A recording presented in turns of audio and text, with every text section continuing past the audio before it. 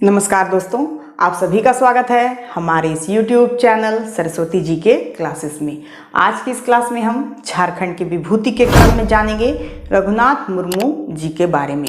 रघुनाथ मुर्मू जो कि ओल्ड चिकी लिपि के आविष्कारक हैं तथा ये संथाली समाज के धार्मिक तथा सांस्कृतिक नेता भी हैं।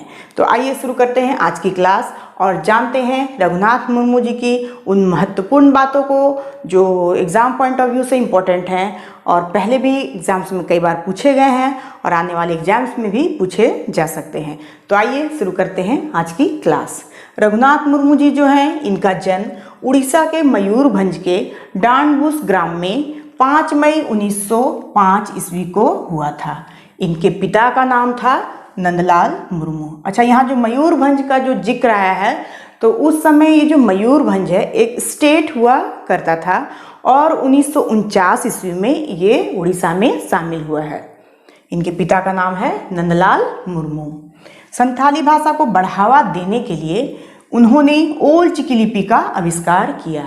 इन्होंने ही ओल्ड चिकी लिपि का आविष्कार किया था। क्यों? तो संथाली भाषा को बढ़ावा देने के लिए। इनका मानना था कि अगर आप अपनी भाषा, संस्कृति, लिपि और धर्म भूल जाएंगे तो आपका अस्तित्व भी खत्म हो जाएगा। इनका ये कहना था कि अगर आप अपनी भाषा, संस्कृति, लिपि और धर्म भूल जाते हैं तो आपका जो अस्तित्व है वो समाप्त हो जाता है। और इसी वजह से इन्होंने ओल्ड चिकी लिपि का आविष्कार किया था ताकि संथाली भाषा को बढ़ावा दिया जा सके, इसके अस्तित्व को भविष्य के लिए कायम रखा जा सके। फिर इन्होंने ओल्ड चिकी लिपि का उपयोग करते हुए 150 से भी अधिक पुस्तकें लिखी। इन्होंने जब ओल्ड चिकी लिपि का आविष्कार कर दिया उसके बाद इन्होंने 150 से भी ज़्यादा पुस्तकें लिखी, जिसमें उपन्यास, नाटक, कहानियाँ, हर तरह के पुस्तकें शामिल हैं। पहली ओल्ड चिकी लिपि में प्रकाशित इनकी जो पुस्तक है उसका नाम है बिंदु चंदन। ऐसा क्वेश्चन पूछा गया है पहले भी कि बिंदु चंदन जो है वो किसके द्वारा लिखी गई है, तो ये रघुनाथ मुर्मू के द्वारा लिखी गई है। इसमें किस लिपि का प्रयोग है, तो इसमें ओल्ड चिकी लिपि का प्रयोग है। और साथ ही ये जो पुस्तक है ये पहली ओल्ड चिकी लिपि में प्रकाशित है। तो ये पूछा जा सकता है कि पहली ओल्ड चिकी लिपि में प्रकाशित पुस्तक का नाम क्या है, तो इसका नाम है बिंदु चंदन। और इसमें रघुनाथ मुर्मू ने क्या बताया है, तो इसमें रघुनाथ मुर्मू ने ओल्ड चिकी लिपि के आविष्कारक के रूप में बिंदु देव तथा चंदन देव के बारे में बताया है। उन्होंने इसमें वर्णन किया है कि जो बिंदु देव तथा चंदन देव है जब धरती पर मानव के रूप में अवतरित हुए थे तो यहाँ पे संवाद स्थापित करने के लिए ही उन्होंने ओल्ड चिकी लिपि का आविष्कार किया था। और तब से यहाँ संथाली भाषा को बढ़ावा देने के लिए, उसकी संस्कृति के अस्तित्व को कायम रखने के लिए इसका प्रयोग जो है किया जाने लगा। ऐसा उन्होंने बुक में लिखा है।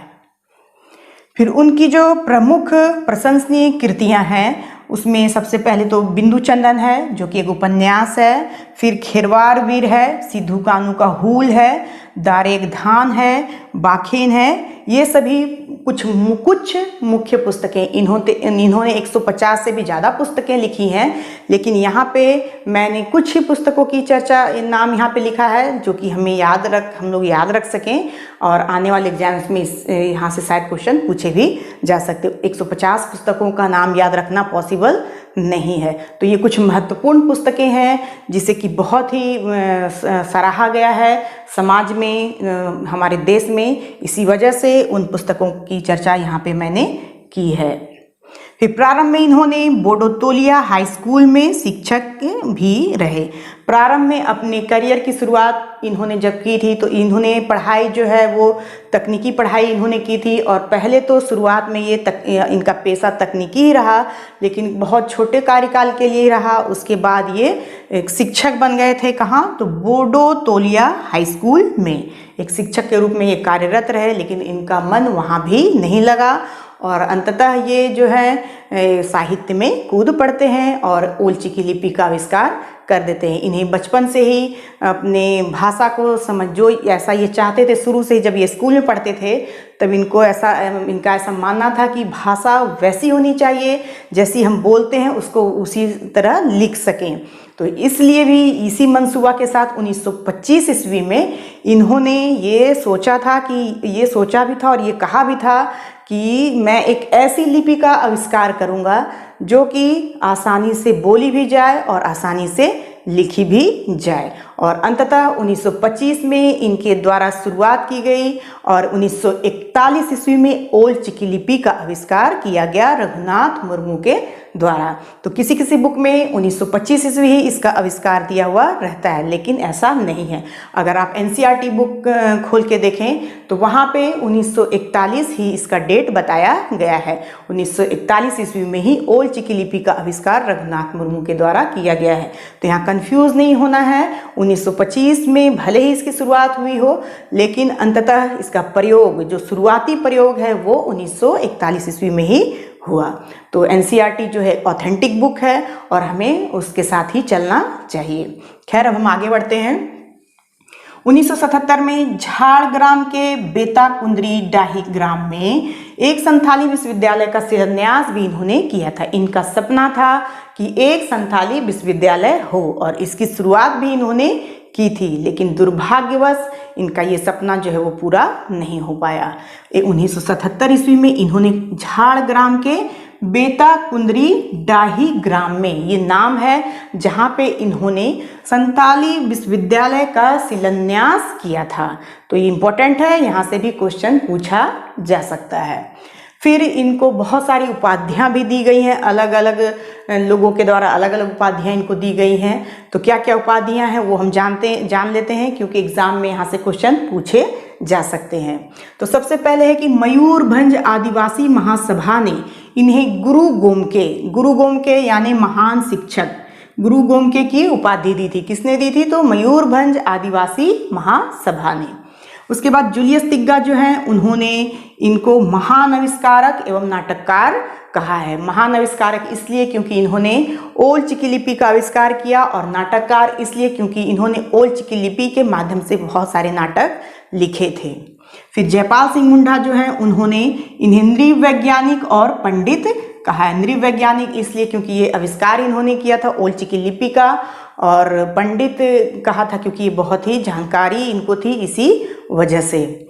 फिर चारूलाल मुखर्जी जो हैं, इन्होंने इन्हें संतालियों के धार्मिक नेता के रूप में संबोधित किया है। चारूलाल मुखर्जी ने इन्हें संतालियों के धार्मिक नेता कहा। फिर प्रोफेसर मार्टिन उरांव जो हैं, उन्होंने इनको अपनी जो उनकी एक पुस्तक थी the Santal tribes search of the great tradition, ये पुस्तक का नाम है किनका? तो प्रोफेसर मार्टिन उरांव का। और उस पुस्तक में इन्होंने ओल चिकी लिपि की प्रशंसा करते हुए इनको संतालियों का महान गुरु कहा है। फिर रांची घुमकुड़िया जो है, घुमकुड़िया यानी कि युवागृह, तो रांची घुमकुड़िया जो है उसने रघुनाथ मुर्मू को डिलीट की उपाधि प्रदान की है। फिर रांची यूनिवर्सिटी जो है उसने भी इस रघुनाथ मुर्मू जी को माननीय डिलीट से सम्मानित किया है। यानी डिलीट की उपाधि इनको 2 जगहों से मिली, एक रांची धुमकुड़िया से और एक रांची विश्वविद्यालय से। फिर रघुनाथ मुर्मू जो है, इनका कथन था, अगर आप अपनी भाषा, संस्कृति, लिपि और धर्म भूल जाएंगे तो आपका अस्तित्व भी खत्म हो जाएगा। तो ये इसी वजह से इन्होंने ओल चिकी लिपि का आविष्कार किया था। फिर इनकी जीवनी जो है, ये इनकी जीवनी लिखी गई है किसके द्वारा? तो रामचंद्र मुर्मू के द्वारा, जिसे 2006 में साहित्य अकादमी पुरस्कार मिला है। इम्पोर्टेंट है। और इनकी जीवनी का नाम है गुरु गोमके रघुनाथ मुर्मू, लिखा है रामचंद्र मुर्मू ने। और इन्हें इसे साहित्य अकादमी कब मिला है? तो साहित्य अकादमी मिला है 2006 में।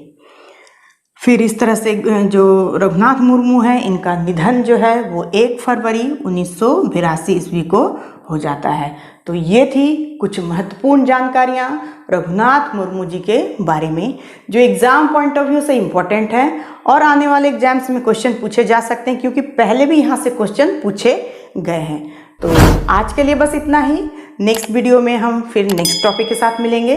तब तक के लिए धन्यवाद। जय हिंद, वंदे मातरम।